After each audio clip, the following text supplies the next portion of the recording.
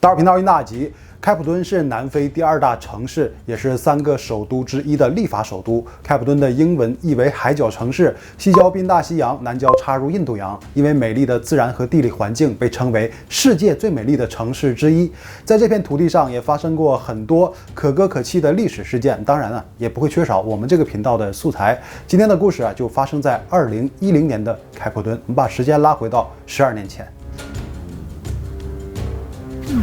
2010年11月13日星期六夜晚的南非开普敦，一个市民刚和朋友结束聚餐，开车行驶在回家的路上，就在经过一个路口减速的时候，突然出现一只大手，不断拍打着驾驶座的玻璃，驾驶员被吓到虎躯一震。只见窗外一个男人满脸惊恐，哀求着请他帮忙。那名男子说，和妻子坐出租车经过这个地方的时候，突然从黑暗中窜出来2名劫匪，抢走了车子，然后把他从车里拉出去就逃走了。而他又哭着说，自己的妻子连同出租车一起被掳走了，身上没有电话，情况非常紧急，请帮忙联系警察。马上警方就接到了这一通报警电话。2010年11月14日凌晨0点48分，开普敦格雷斯酒店2名警员来到酒店大堂，找到当事人，在一间会议室内，警员开始调查，询问具体的事发经过。报警的这名男子是印度裔英国人谢林德瓦尼，他的家族在印度中属于上流阶层，父母移民到英国之后，从事房地产和住宅管理生意，积累了非常多的财富。谢林从出生开始就过着上流社会的生活，从一流大学毕业后就一直在父亲的公司里工作。他的妻子安妮是在瑞典出生的印度裔女性。印度人呢都希望子女能和相同文化的人结合，所以双方家人都非常看好这一段感情。安妮在瑞典长大，从小学习成绩优秀，性格开朗。大学毕业后，在瑞典斯德哥尔摩的一家证券公司上班。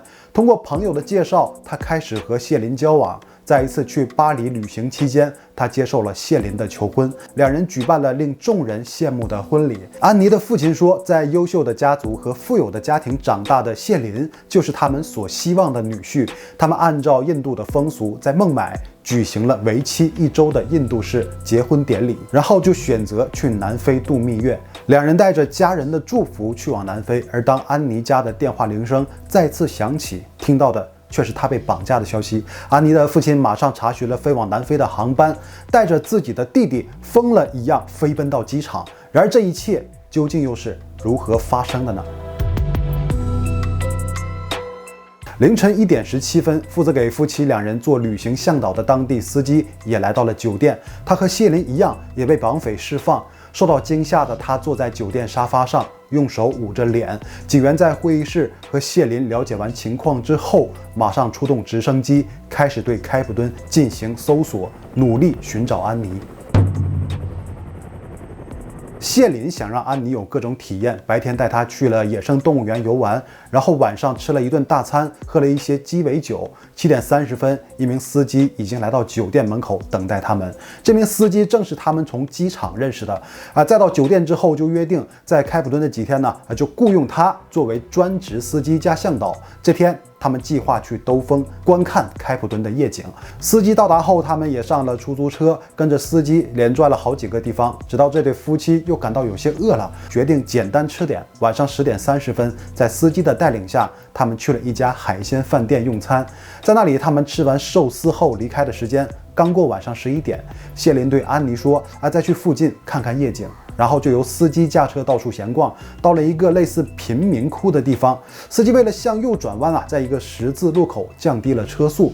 就在这时候，意外突然发生了。2名拿着枪的男子向车子飞奔而来，一名男子开门直接跳到副驾驶位置，控制住了司机。另外一名男子打开后座车门进到车里，谢林便坐到了安妮的膝盖上。2人态度嚣张，让车里的人拿出所有的财物。夫妻2人交出了名贵手表和现金手机。劫匪向司机大喊着继续开车，然后带着他们前往某个地方。安妮被吓坏了，浑身发抖，大声的哭喊。谢林不断安慰她保持冷静，和劫匪们说2人是来新婚旅行的，需要钱的话可以全部拿走，祈求不要伤害人。几分钟后，劫匪说会在不同的地方把他们3人分开放走，然后先把谢林从车上推了下去，几分钟后又把司机也放走。这2名匪徒只带着安妮驾车离开，不知去向。那警方感到很怀疑啊，案发地是一个很危险的地方，而且并不繁华，也没有景区啊，为什么大晚上要来这儿呢？那司机和谢林都陈述说，安妮想要看一下贫民窟的街道，所以不得已啊才来到了这个地方啊。没想到发生意外，因为在开普敦的任何地方都会经常发生抢劫车子的案件，所以警方认为他们的陈述呢是有一定的可信度。然而劫匪们经常使用的作案手段呢是抢夺财物之后呢就把人给扔到一个偏僻的地方再离开啊。由此警方猜测，应该是问题不大，那或许安妮已经被放在某个地方等待救援，于是发动力量寻找安妮。直升机一直盘旋在开普敦上空，几个小时后，一个小路上发现了谢林所说的那辆出租车，但不幸的是，后座上的安妮已经死亡。看起来她遭遇了枪击，在生前还试图用手阻挡攻击，子弹穿过了她的手、胸部还有颈部，身上的血都已经流光。28岁的印度裔新娘在新婚旅行的第2天就这样惨死在了南非的街头。警方对车辆调查的时候找到了安妮的结婚戒指啊。谢林陈述，劫匪威胁他们给财物的时候啊，手上的戒指就拿下来给他们了。但奇怪的是，这么昂贵的钻戒，他们不好好拿着，却落在了车里，然后逃跑了。而车里发现钻戒的事情，就马上告诉了在酒店给谢林录口供的警员。那警察询问他是否真的把戒指交给了劫匪，能否猜到劫匪们的作案动机，但是他好像很震惊，要求回房休息，说无法再接受任何调查了。那警方只能猜测作案目的可能不是财物，而是性暴力，但是在安妮的身上没有发现性暴力的痕迹，所以作案动机是什么就很难第一时间掌握。调查人员在车的前挡风玻璃上发现了手印，应该是劫车的时候劫匪把手支撑在玻璃上留下来的指纹。根据指纹信息，警方逮捕了一名嫌疑人，这名嫌犯是一名叫马吉瓦的当地年轻人。被带到警局的马吉瓦很快招供，也回忆了当时的情况。他说自己没有开枪，而是和自己一起作案的索莱尔·恩奇尼杀害了安妮。警方又通过他提供的线索，很快抓到了索莱尔。警方将这两人分开，询问他们真正的作案动机。最终，马吉瓦实在绷不住了，终于说出背后指使他们杀害安妮的不是别人，正是她的丈夫谢林。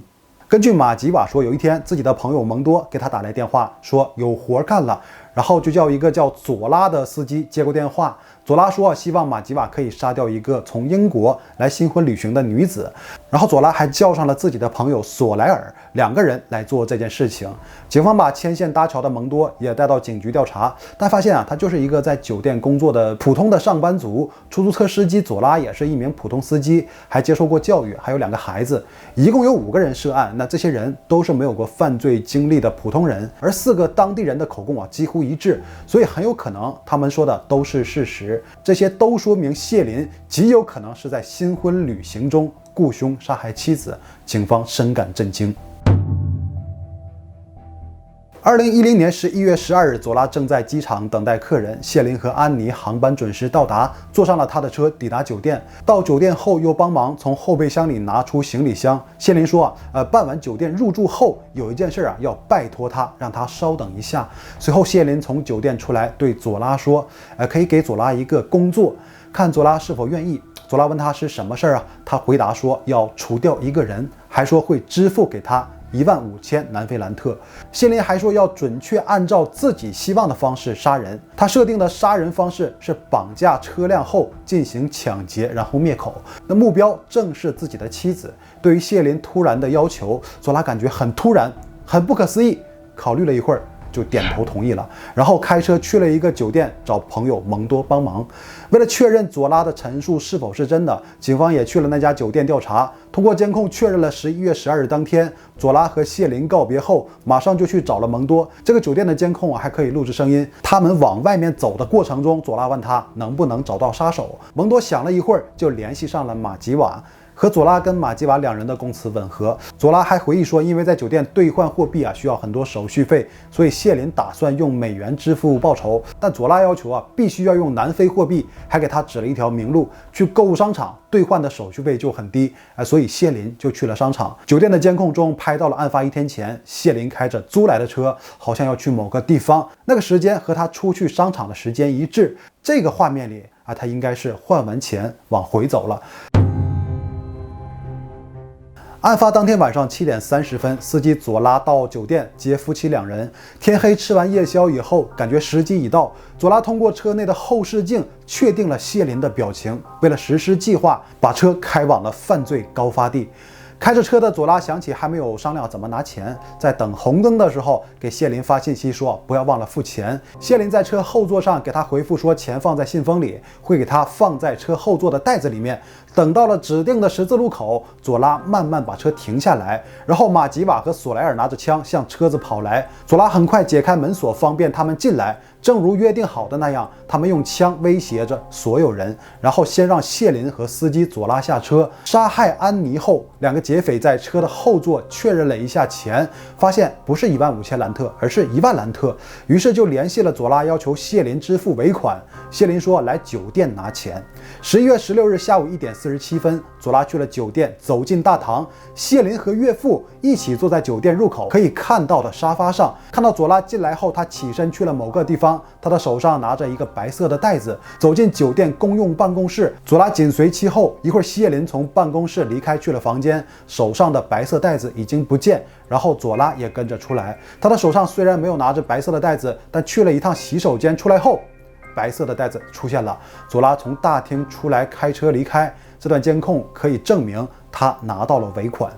当时警方把视频拿给安妮的父亲看，问他这谢林当时离开座位时有没有说什么。他说谢林什么都没有说，起身就走了，以为他是去洗手间而已，也并没有说过司机来了酒店。所以佐拉陈述两人之间有过交易的事情是可信的。那安妮被杀害3天后，佐拉等3人正在被进行调查，谢林就带着安妮的遗体一起返回了英国。警方发表调查情况后，所有的新闻媒体大幅报道丈夫谢林和妻子被杀有关系但因为谢林已经离开了南非，需要国际刑警组织的帮助。那英国警方了解情况后，把谢林叫到了警局，但他拒绝调查，只能先把安妮的朋友和家人传唤到警局，也更好的了解安妮和谢林夫妻2人的关系。那朋友们说，听到安妮和谢林结婚的消息后呢，都感到很惊讶，因为安妮曾想要和谢林结束关系。朋友们参加了他们在孟买举办的结婚仪式，在朋友的眼中，安妮表情看起来思绪复杂，勉强笑起来的样子和她平时的笑容完全不同。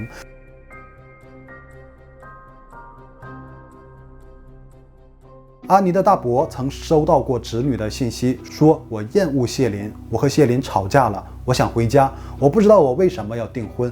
在去新婚旅行之前，他发来的短信里写着，流着眼泪望着窗外，好像成为了我新的生活爱好。在新婚旅行开始的2天后，他的短信里还写着，我努力想要认为谢林是一个好人，我真的很不幸。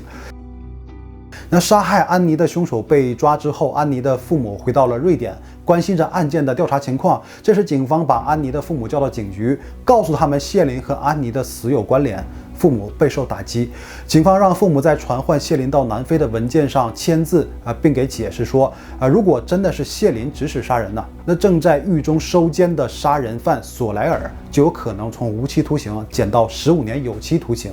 安妮的父亲认为找到杀害安妮的真凶更为重要，就签了字。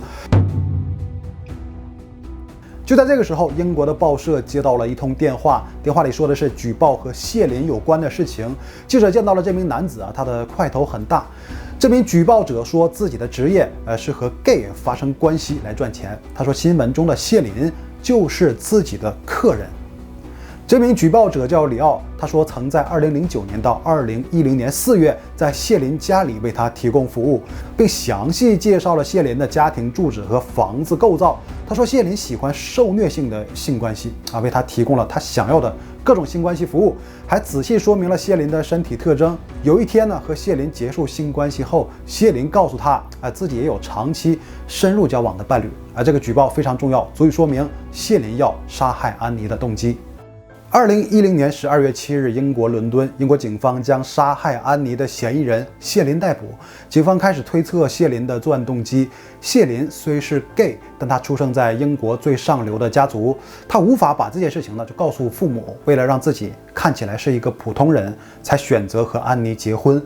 而在新婚旅行的时候，两人遭遇意外，可能是安妮知道了他是 gay 的事情，就提出要跟他离婚如果真的变成这样，那谢林的父母就会知道这件事情，整个个家庭也会因此而蒙羞。他对此感到非常害怕，就指使人杀害了安妮。在长时间的审判过程中，谢林患上了严重的抑郁症经常能看到他自暴自弃，仿佛没有灵魂的样子。如果他被判处有罪，将会在南非的监狱中服刑。安妮被杀害3年后，最终审判开始。谢林雇佣了最厉害的律师为自己辩护。有几个双方争议很大的地方：杀手是随意雇佣的吗？那谢林的律师反驳，怎么可能就随意在南非的机场里遇到可以做杀手的出租车司机，并向他提议杀人呢？这样鲁莽的举动很危险，是很容易让别人报警的。所以向一个普通的司机提出杀人的提议，从逻辑上它就不成立。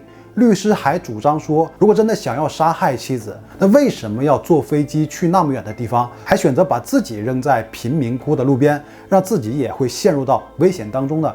对此，检方推测有可能是因为英国的法律比较严苛所以无法在英国实施犯罪，而南非相对治安较差，雇佣到杀手的概率很高。而他选择在车辆绑架犯罪多发地作案，是认为有必要演出这样一出戏码，让自己也陷入危险，才能摆脱嫌疑，才能尽快回到英国。谢林真的是 gay 吗？举报人里奥作为检方的证人出庭作证确定他就是 gay 还说听到谢林结婚的消息后呢，对于他能否和一般的女性结婚产生了很大的疑问。谢林的辩护律师反驳说，谢林不是 gay， 而是双性恋，所以才和安妮结的婚，因为心疼手续费才要去购物商场换钱。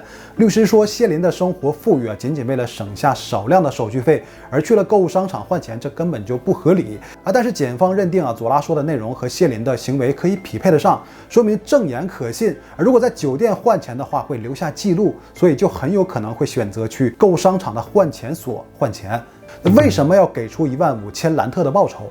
对于那天谢林支付佐拉一大笔钱的原因，律师表示这是出租车费和向导费，还说谢林为了给妻子准备惊喜让佐拉预约一架直升机，所以才偷偷把钱支付给他的。但是检方认为他们入住的是最高级的酒店如果告诉前台5分钟就能帮他预约到观光直升机，而且预约直升机的事情在一开始逮捕嫌犯的时候并未提及，现在案发过去了3年才主张有这件事情所以并不可信。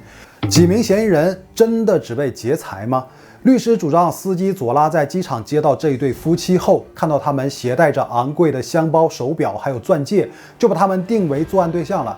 而佐拉开出租车1个月可以赚3万兰特，不可能仅仅因为15000兰特的条件就答应雇凶杀人，而且佐拉还不能拿到全部金额，就没有必要承担这么大的风险去作案。所以这起案件就不可能是雇凶杀人，而是以抢劫财物为目的的抢劫杀人。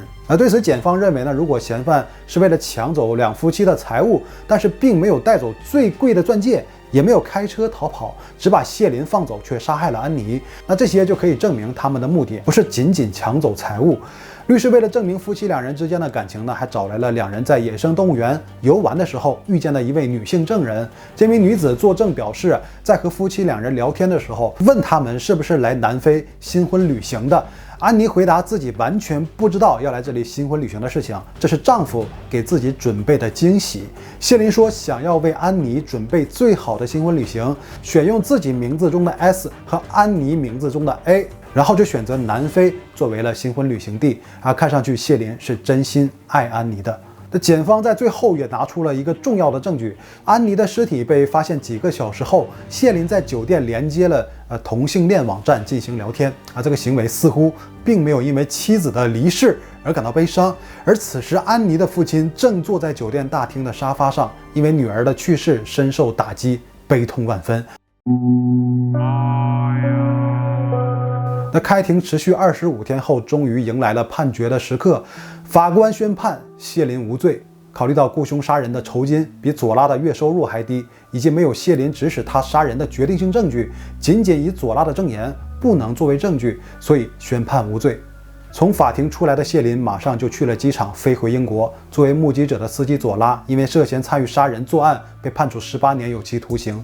控制车辆帮助同伙杀人的马吉瓦被判处25年有期徒刑。索莱尔虽然已经被判处无期徒刑，但2014年因为患脑肿瘤在狱中死亡。为佐拉和马吉瓦牵线的蒙多虽然也被起诉，但是并没有受到处罚。年仅28岁就结束生命的安妮令人十分惋惜。谢林回到英国之后，也很少出现在公众面前。安妮的家人至今仍然怀疑他才是真正的杀人凶手。那么究竟他在这个事件中是怎样的角色？或许只有他自己才清楚了。那以上就是本期的所有内容，到最后别忘了点赞、订阅、加入、分享。